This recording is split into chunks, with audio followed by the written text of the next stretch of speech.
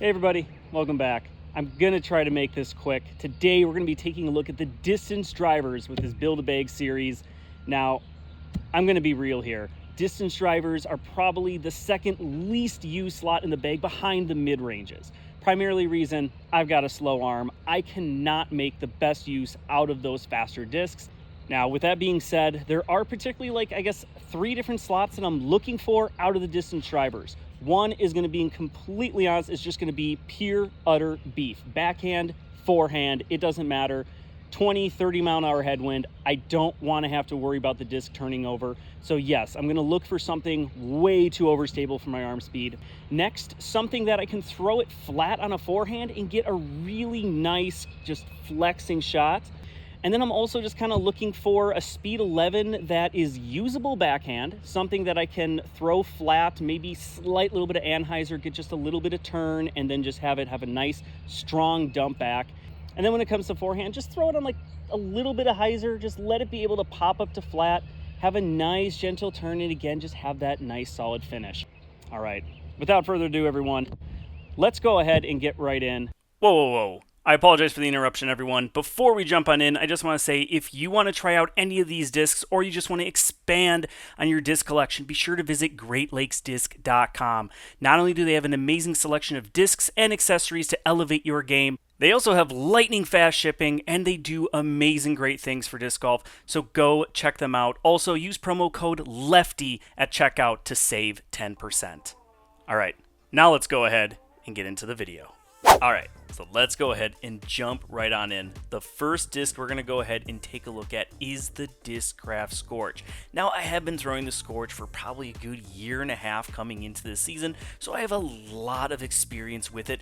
And for both backhand and also for some forehands, I know what to expect. Backhands, I'm going to maybe get a little bit of turn right out of the gates, and then it's going to kind of hyzer back as it stables up just at the very end of the flight. And then when it comes to forehand like this, it's going to have a lot of turn. It will try to level out, but gosh, this is going to be just for more tailwind shots and big flexing shots when thrown really high. Next up, we have the Latitude 64 Grace, and this is a driver that has really surprised me very quickly and has become one of my favorite to throw drivers.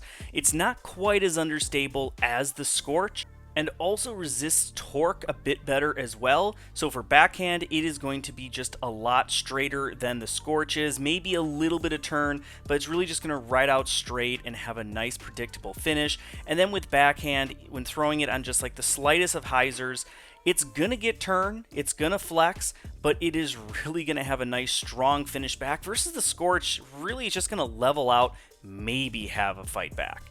And then next up, we have the Wraith. And in this Halo plastic, this thing was way beefier than I was expecting. My goodness, this is where the Scorch is the most understable, the Wraith was the most overstable, and the Grace was just kind of that Goldilocks right in the middle. When I threw this on a backhand, it almost wanted to hyzer right out of my hand. I could get it to ride straight just a bit, but then all of a sudden, it just had this really nice strong finish. So this could be great for windy days, and maybe something, because being a speed 11 is something I can control and have a lot of trust in on windier days. And you can see with the forehand, it just rode out straight and then hyzered.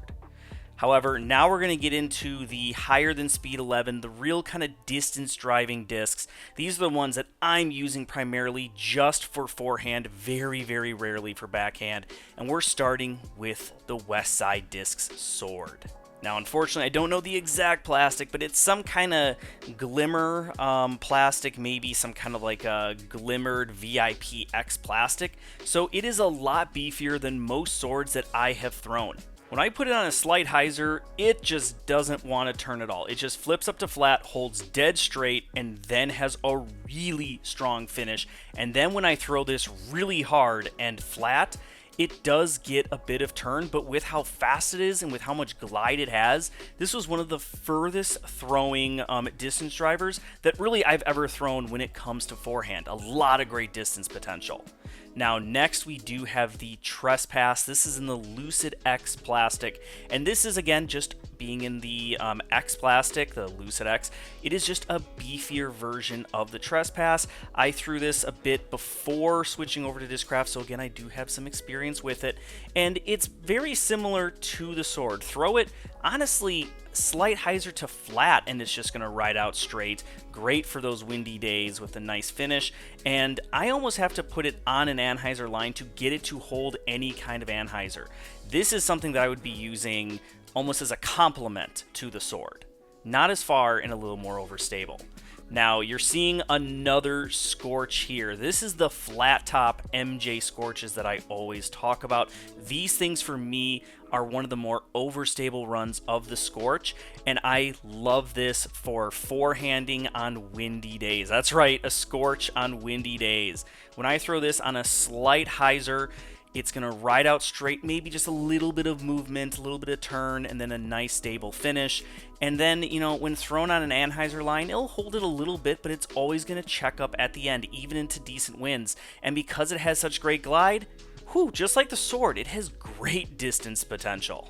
Next up, we have the Eagle McMahon Cloudbreaker from Discmania, and I was really excited to finally give this disc a chance, mainly because I always hear about it, but I was never allowed to throw it. Now I can, and I have to say, you know, it's good. It's kind of almost like a longer Trespass in that Lucid X plastic for me. It's a disc that when I throw it flat, it's going to ride out very straight, and then it's going to hyzer. Again, this is for forehand. Backhand, it just hyzers right out of the hand. And then when I throw it on just a slight anhyzer, it's going to get a little turn, but again, always fight back. It's a little bit longer than the Trespass, and maybe a tick more stable, but again, great for those windy days. And then we have the DD3. This thing is just, in this new C-line plastic, I can't even believe just how overstable this is. For my arm speed, this thing is incredibly overstable. I thought the Cloudbreaker was going to be overstable. No, this is on a whole different level. That was thrown on a slight ante, where the Cloudbreaker would get a little bit of turn and then just kind of fight out. This thing was like, no, I have to really force this over to get it to hold any kind of line. I love that with how overstable it is. Well, those are the distance drivers I'm looking at. I am going to be doing that update video for you guys, so I should be coming out with that. I'm hoping pretty soon. I'm really excited to get to my in the bag once I really finalize all these different discs. Can't wait to show it to all of you. And again, if you haven't already, be sure to subscribe, smash that like button. It really helps the channel out in getting these videos out to more people. So please smash that like button. Till next time, everyone, keep banging them chains.